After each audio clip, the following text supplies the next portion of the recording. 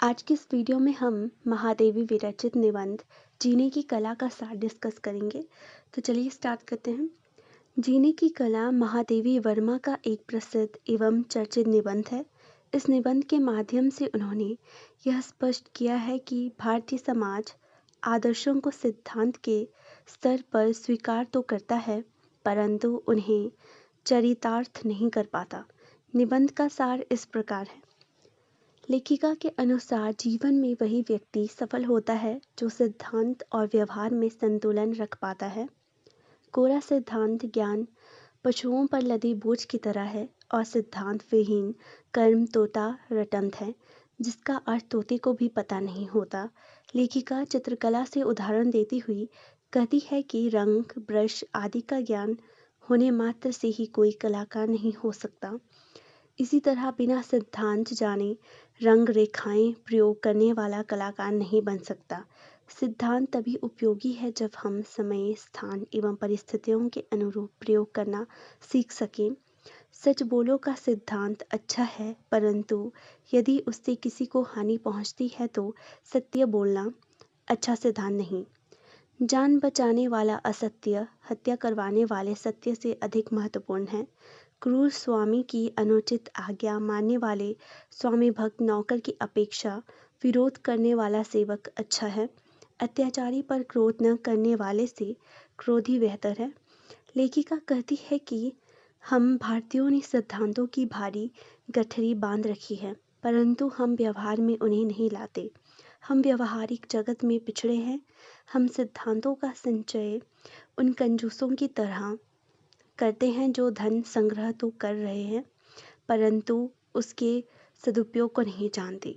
लेखिका स्पष्ट करती है कि भारतीय नारी भी आदर्शों और सिद्धांतों की सजीव प्रतिमा है, परंतु वह इन सिद्धांतों या आदर्शों को अपना जीवन सुखमय बनाने की कला से अनजान है। आदर्श और सिद्धांत ही उसके पाँव की बेड़ियां बन गए हैं और उसमें जीवन का लक्ष्य निर्धारित करने और उसे पाने का प्रयत्न करने की लालसा ही नहीं रही। प्राचीन काल से भारतीय नारी सहन शक्ति, त्याग एवं पवित्रता की प्रतिमा रही है। वह मनुष्य की अपेक्षा देवी बनने में लगी रहती ही रही। वह त्यागमयी माता, प्रतिव्रता पत्नी, स्नेहमयी बहन, आज्ञाकारिणी पुत्री तो बनी, परंतु उसने अपने स्वाभिमान तथा अपनी जीवन की उपेक्षा की। लेखिका भारतीय बाल विधवाओं के विडंबनापूर्ण जीवन का उदाहरण देते हुए स्पष्ट करती है कि वह सतीत्व की रक्षा करते हुए संयम से रहने और अपने शरीर और मन को कुचलकर जीने में गौरव समझने लगती है। दूसरों के लिए अमंगलकारी होगा, इसलिए वह खुलकर रोती भी नहीं। वह जन्म जन्मांतर तक एक ही पति की इच्छा करती है। उसे अपने अमीर भाई के धन से ईर्ष्या नहीं। वह पिता की आज्ञा से शादी करके किसी के भी साथ अपना घर बसा लेती है। कामी, क्रोधी, लालची और क्रूर पति का भी साथ निभाती है और शिकायत भी नहीं करती। वह सहन शक्ति, आत्मत्याग और संयम का श्रेष्ठ उदाहरण पेश करती है। परंतु महादेवी जी प्रश्न उठाती है कि क्या उसे जीवित माना जा सकता है? उसमें सजीवता नहीं, स्वविवेक से काम करने की लालसा नहीं। वह कोल्हू के बैल की तरह कष्टमय जीवन जीती है। वह शवतुल्य हो गई है, जिसे कोई कष्ट, दुर्गति बुरी नहीं लगती। शव की तरह ही वह किसी बुरे बर्ताव का प्रतिकार नहीं करती। महादेवी का मानना है कि भारतीय नारी के पास जीवन जीने की पूर्णता के सारे सिद्धांत हैं, हर तरह का ज्ञान है, परंतु उसका जीवन और सिद्धांत उस पर बोझ बन गए हैं। ठीक वैसे ही जैसे गर्मियों में शरीर पर पड़े गर्म कपड़े कष्टकारक हो जाते हैं। भारतीय नारी की दुर्दशा के लिए लेखिका भारतीय समाज को भी कम जिम्मेदार नहीं मानती। वह मानती है कि उसे महानता की प्रतीक बनाकर पेश किया गया। उसका जीवन गौरव गाथा का प्रतीक चिन्ह बना दिया गया। भारतीय समाज ने उसे दास्ता के सिवा कुछ नहीं दिया। उससे ऐसी स्थिरता की आशा की जाती है जो प्रलय में भी ना डिगे। यह स्थिरता शिला में ही संभव है, मनुष्य में नहीं। लेखिका कहती है कि भारतीय समाज में पुरुष पूंजीपति है, क्योंकि आजीविका कमाने और धन पर उसी का अधिकार रहा। नारी आश्रित होने के कारण उसकी दासी बनी रहने को विवश हुई। पुरुष शारीरिक रूप से अधिक बलशाली था, इसलिए परिवार की रक्षा का भार उस पर सहज ही आया और वह परिवार का मुखिया या स्वामी बन गया।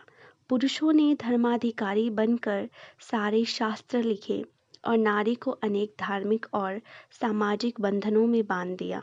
इस प्रकार नारी को शारीरिक, मानसिक, सामाजिक तथा धार्मिक दृष्टि से दासी बनाने की प्रक्रिया संपन्न हुई।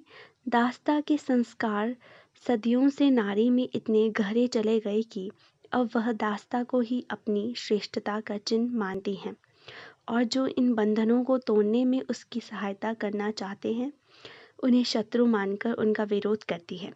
लेखिका कहती है कि भारत में हर बालिका जन्म से ही यह मानने को विवश कर दी जाती है कि वह पराया धन है और उसे अपना घर छोड़कर जाना ही है। विवाह न करना पाप बना दिया गया है। लड़की की शिक्षा उसके पति के लिए प्रदर्शन की वस्तु बन जाती है अथवा दहेज में मिलने वाले धन की आंशिक पूर्ति मान ली जाती है।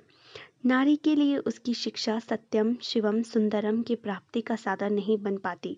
नारी को पुरुष के अनुकूल ढालने की प्रक्रिया बचपन से ही प्रारंभ हो जाती है तथा कोमलता, करुणा और आज्ञा पालन जैसे गुण उसके आभूषण माने जाने लगते हैं।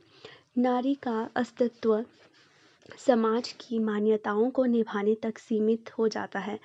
वह अपने लिए कोई बड़ा लक्ष्य नहीं चुन पाती। भारतीय सामाजिक व्यवस्था में नारी जीवन की सफलता माँ बनने अथवा संतानोत्पत्ति कर वंश वृद्धि में मान ली गई है।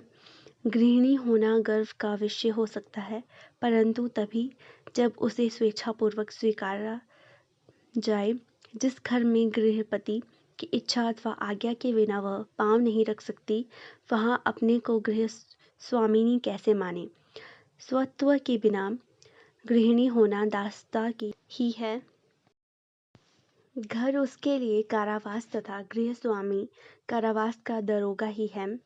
भारतीय नारी ने जीने की कला नहीं सीखी, इसलिए अधिकांश स्त्रियां घर रूपी कारावास में यातनामयी जीवन जीती है। ये वाला प्रश्न बार बार परीक्षा में पूछा जाता है।